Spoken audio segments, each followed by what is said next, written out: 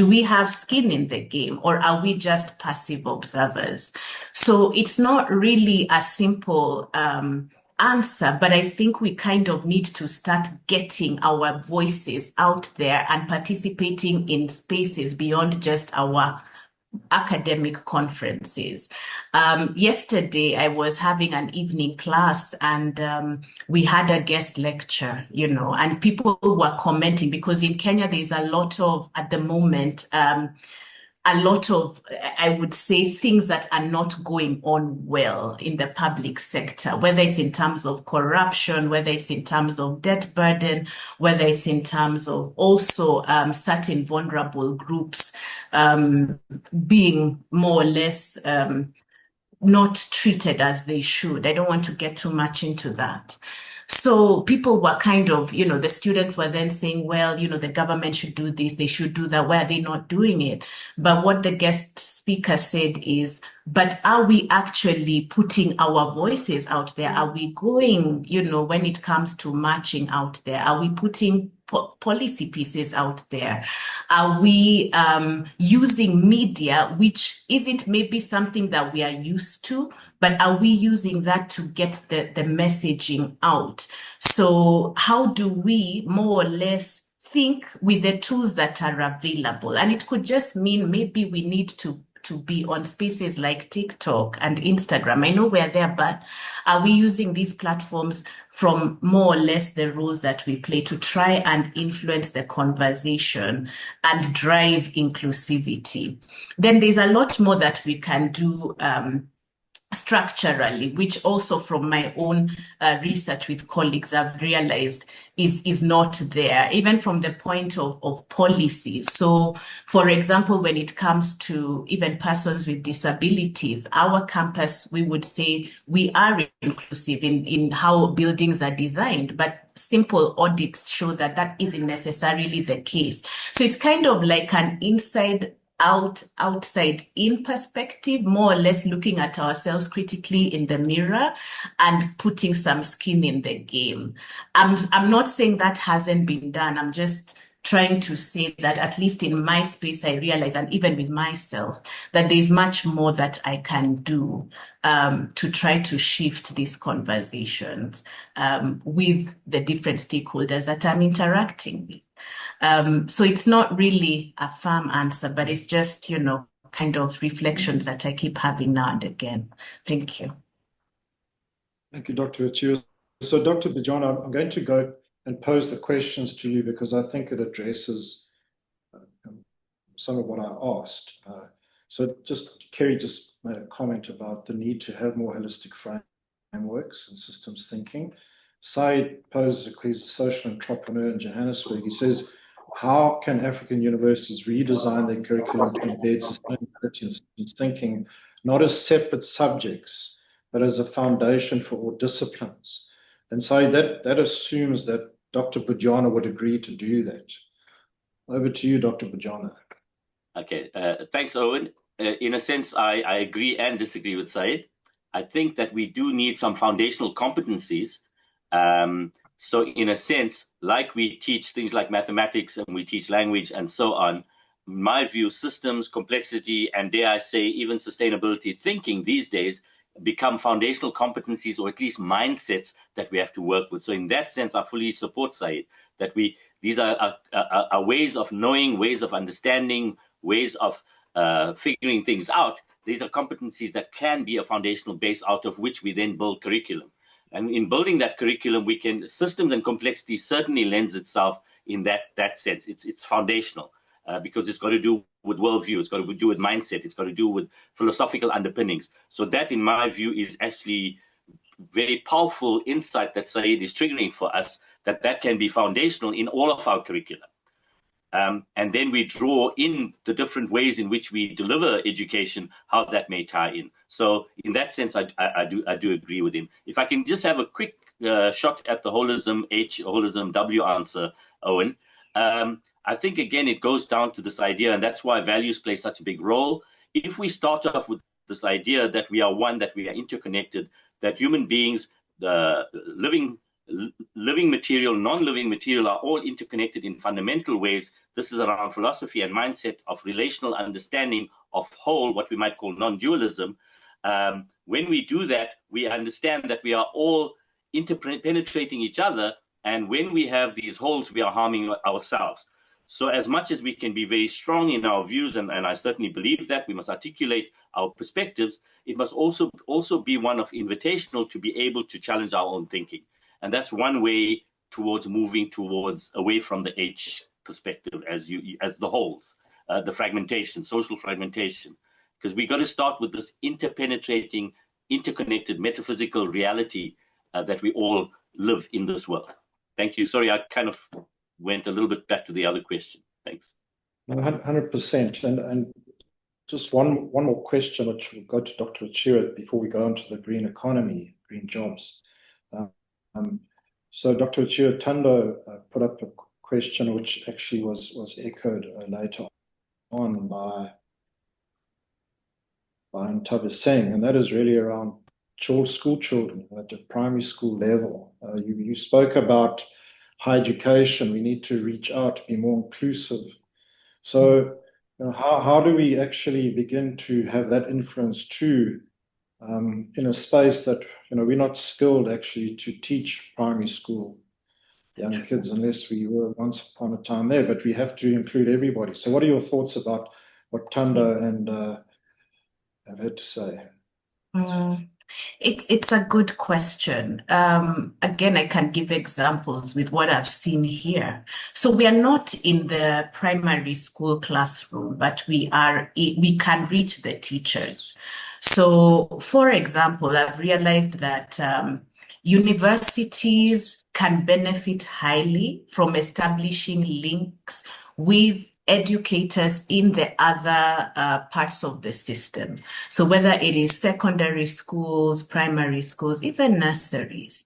So one of the things that we do actually in the university is that we collaborate when it comes to training high school teachers, primary school teachers, and this is where, again, and usually the lens we're using is to add in not subject matter expertise, but other elements that we see as formative towards what actually Shamim has shared, that young people already start having certain values as they are growing, right? So one of the key core values we have, and that is because of our history and founder, is around service to society, ethical leadership.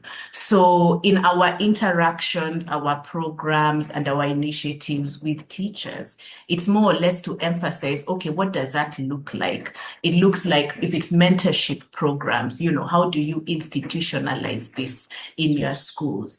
If it's around more or less values-based education, right? How do you then integrate that into this curriculum that is already set more or less by public schools? So it starts really early, and it doesn't have to be us. I just think, and it's back to that slight comment I made around who do we usually work with, who do we partner with, and to what end, right? So many times we are forgetting this interlinkage with other educators across or along this stream, and we should be working together. And just to round off my views, I really liked Shamim's reflections around just the interconnectivity that's required, which is hard to do, but through collaboration is possible. So I'll just pause here and hand back to you. Thank you. Thank you, Dr. Wachira. And I certainly, we're going to move on to the green jobs now, but just to acknowledge, Gustav, I'm taking yours more as a statement. You're saying that a risk-based business improvement consultant around the need for lateral thinking and so on, 100%. And we've got to up our game there. And then, Emily, inclusion of other able children is still not available at schools. We might find that universities provide for inclusion, but still many children fall out of the system. So again, I think we touched on that, but it's a very vexing issue. We fully understand that. And then Querbus, my good friend, Dr. Oosthuizen and to Mumbi, to what end? So Querbus, we're going to come back to that right now. So I've got the moderator's chair, but we'll come back to what end. So the green jobs and future workforce needs, just to give our two panelists a chance to just get their thoughts together. How do we build the capacity for the green economy, ensuring that our education systems anticipate and shape the future of work rather than simply react to it? And I speak from my own perspective. Our universities take a long time to actually be proactive at times, and this is a huge challenge for us. So, Dr. Wachira, how can partnerships between universities, industry, and government ensure that curricula are aligned with the emerging skills and competencies needed for the green economy? And I realize now that there's a shortcoming in my question, because a number of the participants here have highlighted the importance of schools, primary schools as well. Over to you. Thank you.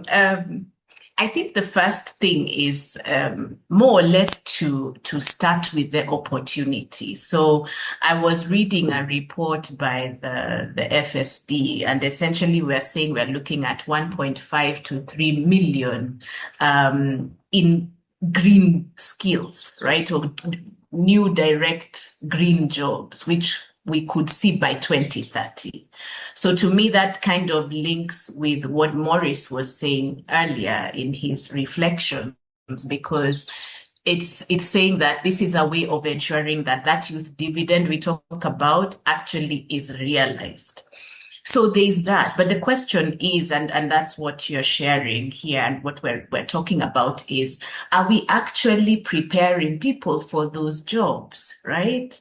And how do we do it? So, for example, there are new, one of the things that I'm seeing, especially in our region, is the need for people who can more or less do carbon projects, so carbon project developers, for example, or carbon dioxide removal businesses. Yeah, so there are all these, new skills that are required, or even accounting, because that is my core area as an educator. I've seen a lot more emphasis on non-financial information, meaning sustainability reporting, ESG data analysis. So there are all these kind of new skills that are needed. But the problem that is there is that we have been operating in a very siloed way. And yet these skills require a lot of borrowing and learning of new areas that are outside probably one's core focus. So one of the ways we can do this, of course, and that's what we're reflecting on, is through partnership. So I think universities and generally higher education institutions need to more or less understand that there are neutral spaces that can create a lot of good forms of partnerships, good forms of collaboration with different types of organizations. So when we talk about industry collaboration, what does that actually look like? And that's where I was saying, to what end, right? So is it that we are just engaging with them because we want to get a sense of what our students should be studying? Or are they co-facilitators?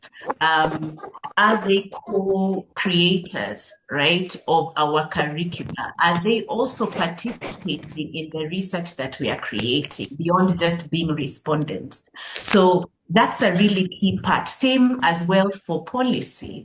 Are we more or less creating spaces for that interaction, consultation with our policymakers, and more or less showcasing this is what the data is showing, and what then can we do to ensure that our students are ready? Because many times the block in our flexibility, apart from just the structures we have, is many times a regulator. To review a curriculum, at least in most Kenyan universities, and to change it, it's more than a year. Right? There's so much that can happen then. So kind of working with them to see, can we speed up this process?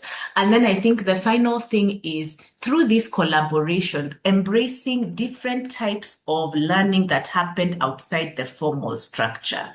So one of the things that I've been also very keen on looking at is even this idea of micro-credentials. So as much as people are doing certain degrees, so you're doing your Bachelor of Commerce or you're doing your engineering, can we also have other offerings which are alongside what we're doing? And that's where partnership comes in. Professional certification, saying climate risk analyst, right? Someone can do that in 6 months, alongside their normal, degree. So it's looking for these forms of enabling students to get these skills quickly and not and limiting the barriers as much as possible.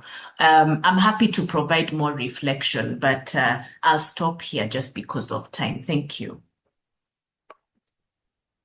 Thanks, Dr. Wachira. And Anne, who's our timekeeper and ultimate referee, has given us another, 13 minutes more or less. So Shamim, to you, and I think you've already touched on this, yes, but perhaps what we want to do is to just get it a little bit more focused in terms of not just about the new technologies, but about the new mindsets. So, from a practical point of view, how do we nurture the creativity, critical thinking, and collaborative problem solving among students to prepare them for meaningful participation in this transition?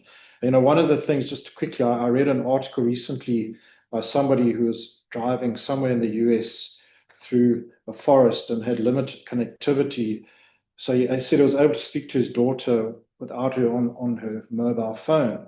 And one of the things that his daughter highlighted to her was the concerns that they've got about AI and jobs. And in fact, their teacher told them apparently that you're all going to end up being janitors. So the point is, what are we signaling to young people in the world? What are we signaling to our students? And so how do we help them to develop these new mindsets? Thanks, Owen. I'm going to come at this from a number of angles. And the first one is I'll try to answer your question directly in terms of mindsets, and then I'm going to take a step back a little bit. So these kinds of perspectives of how we get the skills of creativity, collaboration, critical thinking. Let's take the step back and ask ourselves the question, why do we educate? What is the purpose of education? And I think in many ways we instrumentalize that. Education and universities exist to create the skills for people to operate in an economy and in jobs. And yes, that's certainly very important. We want citizens that are able to be productive and contribute to economies and so on. But the deeper question is fundamentally, we should be saying, well, universities exist to create good citizens, to create critical thinking, engage fully whole, integrated human beings and not fragmented human beings. Okay, so that's the issue around mindsets. And I think in many ways, we instrumentalize education around that. So I'm almost critiquing the question, but I'll still come back to the question around creating the right kinds of skills for the green economy. But I think that's an important perspective because in your question, you actually kind of triggered that thought about critical thinking. We got to teach people, students, how to be critical thinkers. This doesn't just come automatically. In fact, we school students out of critical thinking in universities. We don't get them to challenge their fundamental assumptions. They buy the assumptions that in the milieu in which they find themselves. So ultimately, we school people out of critical thinking. And I think we need to teach critical thinking. On the other side of it, I think when it comes to creativity, we know that creativity, creative thinking, lateral thinking are skills, ways of conceptualizing that can be taught. So the father of lateral thinking, Edward de Bono, probably about 40 years ago, he was a biologist and he spoke about lateral thinking, and he showed that the human mind is a self-organizing adaptive memory system, an active memory system. And out of that comes a whole host of tools and techniques to learn lateral thinking.